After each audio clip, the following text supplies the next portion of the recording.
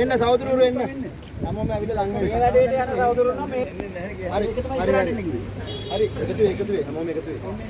හරි අපි වැඩේ පටන් ගමු. අපි මෙතන ඉක්මනට පිටත් වෙන්නත් ඕන. අපිට වෙනකට වඩා කාලයක් ගත වෙයි යන්න. සහෝදරවරු මේ මූලික අවබෝධය ගමු.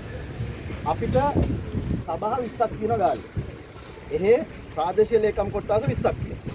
ඒක සභා 20 ඒ ප්‍රාදේශීය ලේකම් කාර්යාල බල ප්‍රදේශවල 20 බාර ගන්නවා. උදාහරණයක් විදිහට කඩවත් 4 සමහර ලාවට ගාලා කඩවත් 4 බාර ගැනීම මහනුවර මේ අපි කියමු ගලහතියද තමයි අපේ සත්කාරක සේවා ටික ඔක්කොම කරන්නේ සංවිධානය. ඉතින් ගාල්ලෙන් අපි 1000ක් විතර කණ්ඩායමක් විදිහට ආවා.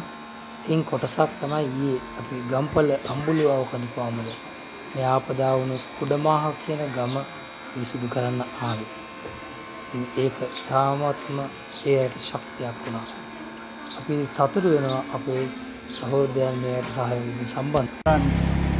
ඉතින් අද අපි අපේ කණ්ඩායමේ ගම්පල බෝතලා කියන ගමකට මේ පැත්තට ජනතාවට උදව් කරනවා. අවුලෙන් අයිනෙමයි මේ ගමනේ තියෙන්නේ.